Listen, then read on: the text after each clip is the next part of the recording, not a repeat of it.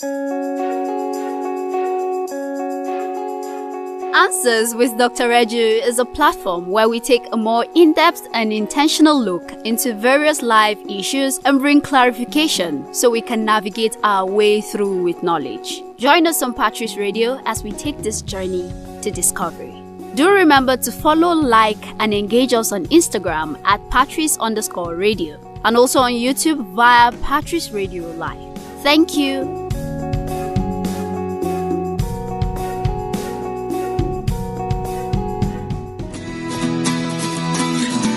A better Nigeria. Is it a myth or do we keep hoping? Nigeria is a highly religious country. How come corruption thrives? Why is adoption not encouraged in Nigeria? Is there a future for the Nigerian youth? Being rich and famous, is that the only drive to be an artist? What makes a great nation? Is it the leaders? What about the people? This is Answers with Dr. Reju. Hi, my name is Onari, and this is Answers with Dr. Reju, where critical life issues are clarified. Today, it's a special day. We have a group of businessmen who meet together to bounce ideas, as well as our regulars. Obi Brown, you're welcome to the program. You. Adam Slojok. Thank you. And Dr. Reju. Thank you. Now, we've talked about a lot that relates to business over the past. But today, like I said, it's special. We're going to be rounding up with the crux of the matter, on business, which is business financing. Please introduce yourself. All right. Good evening, everyone. My name is Shegun Bolagun. I'm a school administrator here in Jos. Okay. Business is generally, especially with school business, especially when you are not established yet, you have a lot of things to battle with. Getting money for business. My question would be looking at the terrain everywhere. What are the most ethical approaches getting money for a school that is just starting, does not have name, does not have many students? What are several opportunities for startup businesses or growing business to actually get money? All right, thank you, Shagun. I will approach that again in a way that will remind us of the whole idea of business when we started out, that business must first of all be a product of an aspiring businessman seeing a need. Now, in that kind of place, is there a need for education? Is there something you want to add to what is already existing? Is there a different way that you want to do that? Now, that is what is going to inform whatsoever you bring up as a proposer to maybe an aspiring investor, right? And because you've asked this question, particularly because it has to do with school, because school is a kind of a unique business, but we can take that kind of principle and generalize it. Having established that, now, the unfortunate thing in our environment is that we don't have banks who do banking business. Most of the banks in Nigeria are not banks, they are vaults. That's what I call them. That, first of all, is a huge challenge for business finance. Now, if you're going into something that has to do with school that has a lifespan of growth, and which growth is not that fast, it might not be too attractive to an investor.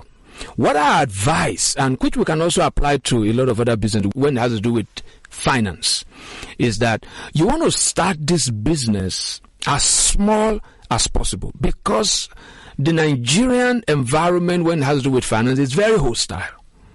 It's very, very hostile.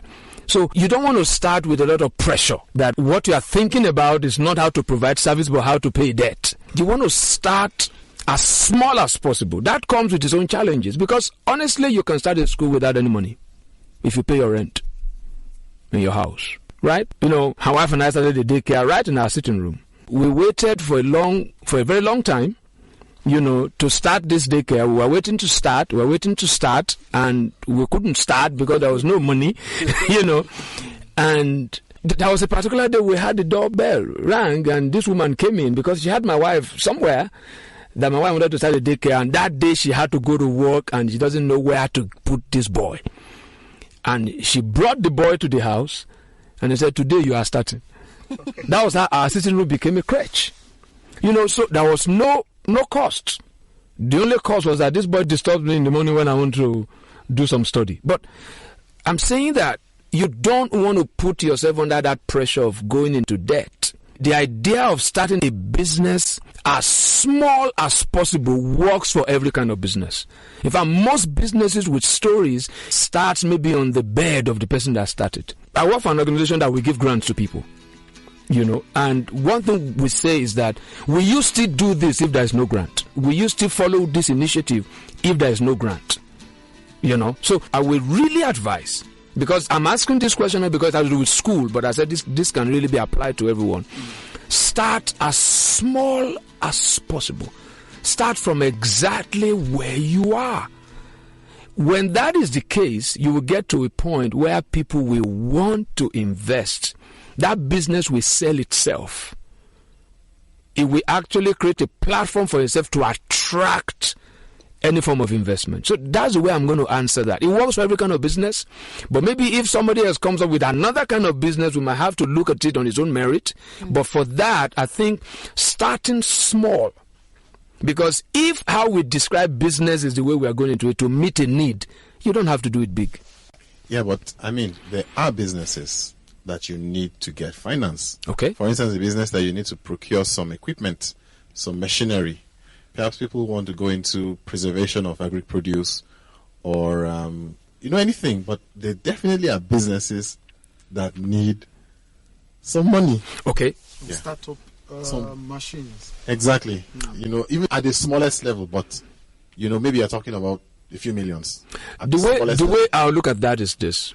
I should talk now as somebody who had worked in finance before. My approach to that is this, especially for the businessman. You're not looking for money. You are looking for equipment. You are looking for equipment. You made the example of agri-produce you want to preserve and all those kind of things. If I want to finance somebody who wants to be maybe a vulcanizer, let's make it very, very elementary, something right down the street, a vulcanizer. That person doesn't need money. He needs equipment.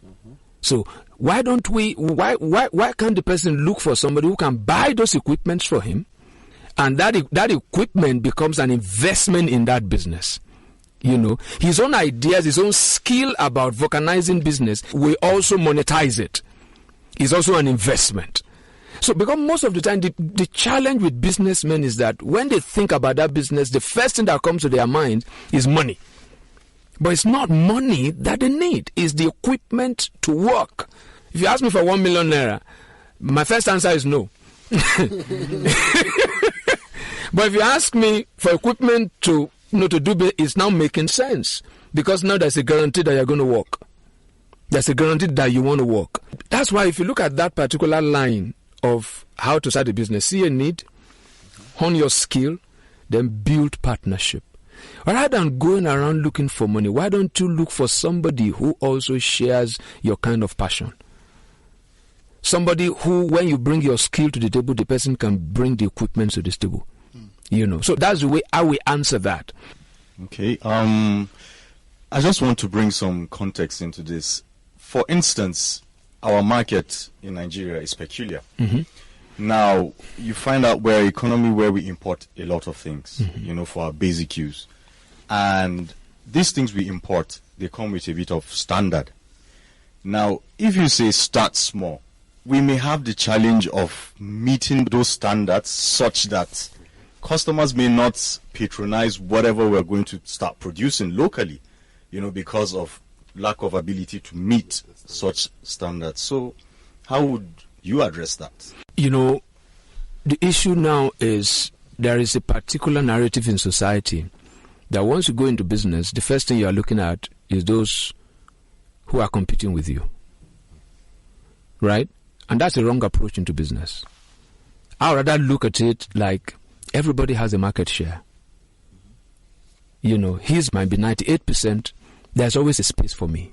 And remember, if business is not about making profit, if business is about providing a service, if business is about creating a product that meets a need, then that tension is removed. You can't do business with tension. Right? Because if this is something you enjoy, if it is something that you just believe that society needs it, it gives you an assurance that you are needed. Because you've done your due diligence that this is needed. So because you're already comparing your business to somebody who's been there, The person has paid his due. Pay yours. Don't look for big patronage from day one. You see, this starting small is what is going to make you really, really an icon in years to come, because you have a story. If you listen to any businessman that doesn't have a story, don't believe him. If he doesn't have a story of failure, if he doesn't have a story of very, very difficult startup, don't listen to him. Businesses are like humans. They grow. They grow. But we want to start building the house from the roof. You know, you're already talking about importation and those kind of things. Man, start from where you are. You know, start from where you are. I work in the bank for some years. Even banks in Nigeria have a policy, maybe it's written or it's not written. They don't finance startup businesses. No, they don't. They don't. That's why I said there are no banks in Nigeria. We just have vaults. They just keep money in vaults. And, so that's a hostile environment, but it also presents an opportunity for us to do business correctly. Start where you are. If your customers are just 2 or 3 or whatever, cool. So it's not, you're already thinking of those who have gone ahead. You've not listened to their story, how they started. My name is Leo Shunom. I do banking. You've talked about no banks in Nigeria. I'm sorry, but it's the truth. and the reality is that commercial banks in Nigeria hardly finance startup businesses. So I wonder what to do. Yes, but startup businesses, in some ways, they need money. Not only equipment. They need money, cash, to start. What other ways can startup business get their finances? Let me just give you context, because you may need some staff, to help to do some things. So staff? Maybe just 1 or 2, and then you need to pay them salaries. You need a little bit of money to do some marketing. Marketing is expensive. But just a little bit of money, logistics. Not only equipment. So okay, now if we are removing banks from the equation, are there other ways? You see, this might sound a bit. I've been accused of being too, being too idealistic. But that's the way I believe it works. That particular need that you have seen, that is actually giving rise to that business, you can share it with some people. Maybe I'll tell you how it works in politics, in developed countries. Politicians who seek public offices, they sit down, look at what they bring to the table, craft a vision, and they share that vision. Those who actually buy into that vision put their money in it to see that vision get realized.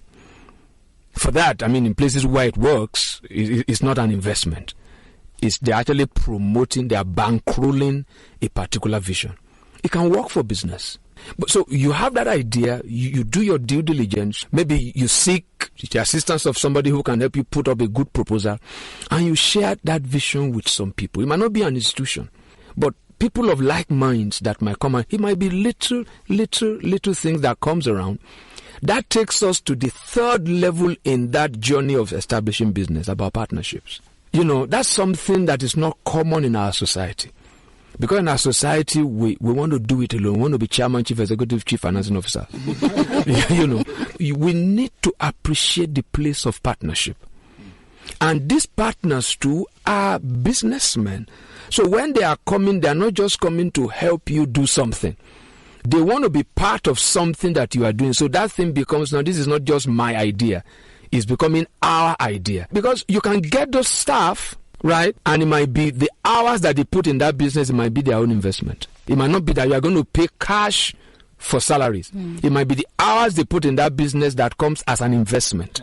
So that might be a way of raising funds for it. This example about, paying staff, it's very, it's real. It's real, But now you're saying get some staff that will come and work for some hours, and that's their investment. I can say that is real, but that I have not seen happen. Somebody can pioneer it. You see, you spoke about school, right? There are some schools that start and they actually get the parents of the kids to come and serve as teachers, right? And there is a way they kneel that out, in terms of maybe the fees that they're going to pay. You see, these things work when we don't see business as a means of making money. Because what is important in that school is that kids get educated.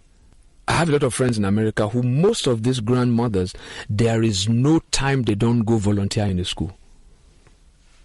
They go volunteer in the school, especially in their children's school and all those kind of things. But the moment we see business as a means of making profit, we have this challenge of business finance. We will not be able to do these things that I'm saying. I don't have money, but I have time.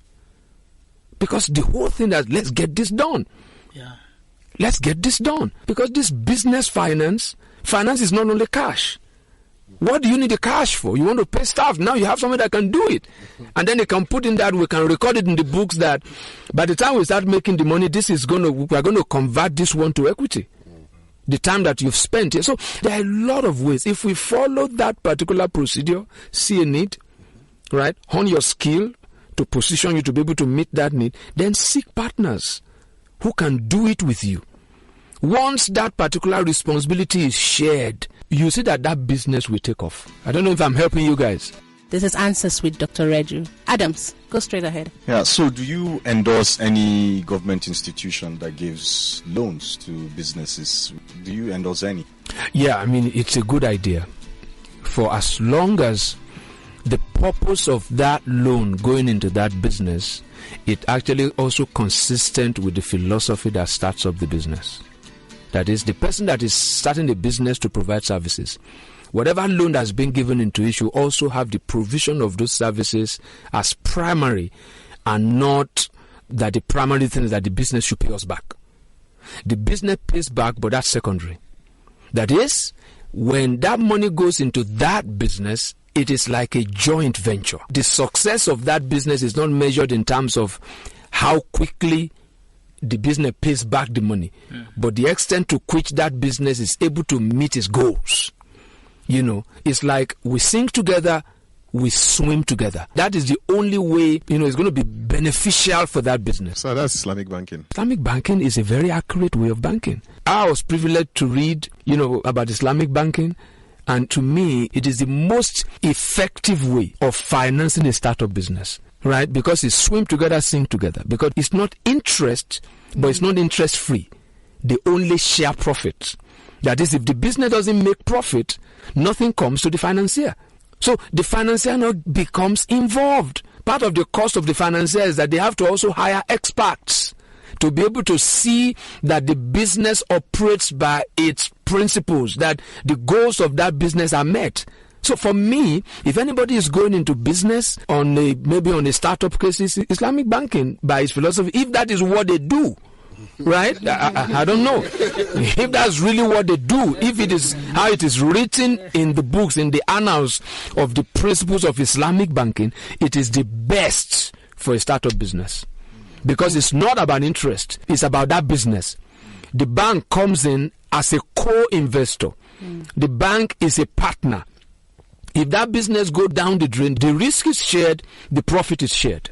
So whatever comes to the bank is based on what the business is able to generate. Because most banks that operate by this Greek and this Western, this capitalist kind of thing is whatever happens to you, make sure our money is paid back. Because when we studied banking, they said that even if there are some business that is going down, what that business needs is not pressure to pay back, is more money. But we don't see that today. There's one that I've seen that gets me worried about our banking industry. That a staff will get fired for a loan that was granted. That's criminal. That is so unethical. Because that loan given to a customer is not that staff responsibility. It is the bank's decision. No single staff can grant a loan. It's unethical. The CBN should see into that the staff will be suspended or even sometimes fired because a loan went bad. That's criminal. That's so unethical. Tell them. Good evening, everyone. I'm Steve Ibe. I run a boutique here in Jos. Okay. And my question is about the interest rates that such businesses get piled up with, be it corporate or personal. Because most times you just even go to a family member and the person still demands for interest, high interest rate. Please, how do we tackle this? straight ahead, I would not advise a startup business to go on that route.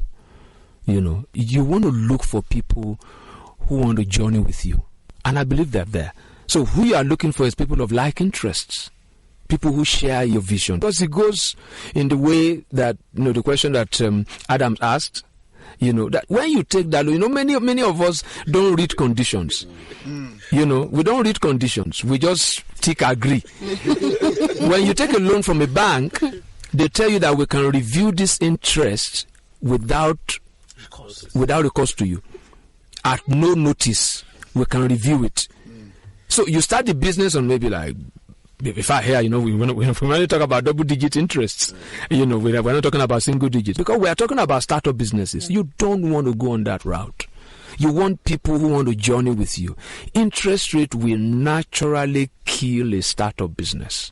And if you are going to meet that interest rate, your vision of providing service, you will compromise. If you take the issue of the school, that school will become prohibitive. Can't finance a startup school with fees. With fees you generate, you are going to overprice it. And you see, in places where things work, going to a private school should be something of choice, right? So, but even if it's a private school, it must still make sense. I don't know what making sense is now. Education is a right. So to start up a school and then you think about it, it's business because it's something you are busy doing. But education must never be profit-oriented. Education must always be a not-for-profit kind of initiative. But you run a boutique. How many people will still come there to come and buy a shirt? How much because you have a market too that you have to compete with prices. So if yours is from a bank loan, there is no way you can't survive in that market. People will price you out. Because for you to be able to sell your clothes at that premium that will enable you to cover up for that interest, there's no way you can do it. Because there are other costs. So for startups, right, it's never look for people too who, or if you can get a supplier who can give you stock on sale on return. That's another way of doing it. That's partnership. Yeah. That again is partnership. That reminds me, the other extreme that I wanted to answer for Adam's question is that we don't again give money to a business just as a dash. Like I said, if somebody comes to work, it is converted to equity, right? Those man hours. You don't give business. You can't take free money to start a business. That business will definitely fail. That's why we said, in one of our episodes said that most of the you win businesses in Nigeria will fail. And I've advised those that I know who are beneficiaries that you win is a political project. Is to earn some votes there. So even the procedure for beneficiaries, the way they select them, is a bit emotional, is based on sentiment, is based on man, no man, and that kind of a thing. So, but for the fact that money is a dash, it violates every principle of business. It violates it. And I've told those who I know who are beneficiaries to, you consider it as a loan, even if it's an interest-free loan, and pay back. Pay it back to yourself. It might take you 5 years, it might take you 6 years, but put something aside to pay that thing back, and then you can reinvest it back in that business. If you are in business, you need a minimum level of responsibility. You need a minimum level of pressure to make you responsible before you can really do that business, excellently. That would be my take on that. It's not the right decision for a startup business to take an interest-bearing loan. Neither is it very good for a startup business to take a dash, Neither is it good to take a dash. Yeah. Okay. Like I said, if you get, for your boutique, if you have somebody who has stock, maybe a bigger boutique, because the way they do it, those who do this business, especially in boutique, you see a lot of these southern eastern businessmen, somebody has worked with them, honed his skill, and then he's going to start up his own. They give him stock. Right? He give him stock and he sells and return. He sells and pay back. That stock that they give him is finance. Right? It's money, but in kind. In kind. It's still finance. That to me is the most effective way of starting a business. Businesses that operate that way, they continue to expand. And you see that most of the southern eastern guys that are involved in this, they've done so well. they've done very well. You trace the story to the first guy that started. Maybe started in the room. But somebody wants to start a boutique, the first thing you think about is to go hire a shop. What's wrong with your bedroom? And then you carry a bag and you walk around offices and go and sell the shirts and the shoes and the socks and the belt. The last thing on your mind should be a shop. That's unnecessary cost. You know, that's the way it works. Because many times the plan for the business is so humongous that we always need money. Okay, let's draw the curtains here. It's been an amazing time. Dr. Reju, thank you so much. Thank You're always you. very insightful. And to our special guest, Mr. Ibe, Mr. Leo, and Mr. Shegun, thank you. Thank you for being on the program today. Adams, thank you. And Mr. Obi, thank you for being on the program today. Join us again on Answers with Dr. Reju, where critical life issues are clarified.